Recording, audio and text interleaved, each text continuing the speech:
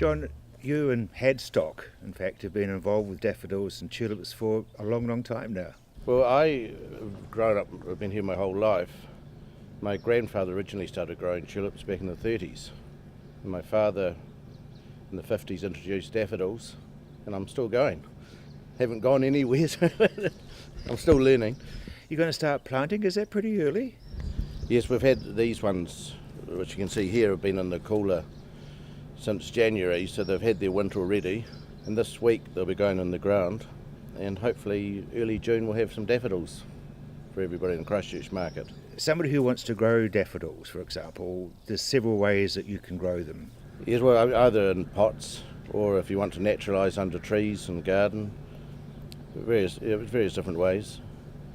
It's probably now's the time to start planting. Now, if somebody wants to buy some, where are your bulbs available? Yeah, these are we mainly sell through the internet. We've got a website. We put them on Trade Me and through our retail shop in Hills Road, Miss Fever Florist. We sell a lot of bulbs through. It's a pretty big business. There's 10,000 bulbs in every one of these bins. And we dig up to, we have over 100 bins dug each year. And you've still got some in the ground, I assume. I've probably got 30 or 40 acres I haven't dug yet, yes. So, yes, we've got a lot of bulbs. And there's a chiller full as well. The chiller full, yes, we've got about 400,000 in the chiller for early flowers. But, So naturalising, you talked about putting them under trees. You don't have to dig it all up. if you choose strong varieties, Rob, you leave them in for 5-10 years, well, definitely they're fine. They'll keep growing. It doesn't hurt every so often to just put a spade in and break them up and replant them. But the doubles and the weaker varieties, specialised varieties, I wouldn't naturalise, but good old red cups and trumpets, they'll stay for years. John, you've got a lot of different varieties. How do you keep them all separate?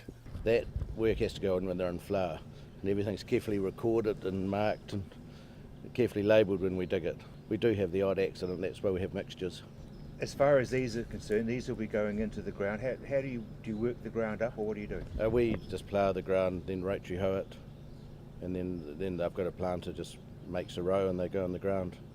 It's all quite simple. Now there's a fly, isn't there, that seems to kill daffodils? Narcissi fly.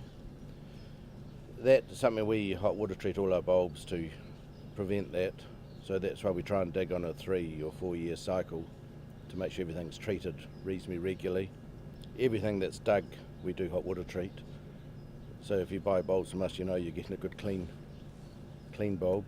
It's a problem that's always going to be there. There's no spray for it. The hot water treating is the only solution. We've just got it's a proper Dutch bulb digger. It's like a potato digger. We dig them, dirt and all in the rows, and then wash the dirt off the bulbs to get a good clean bulb. During the spring you sell the flowers?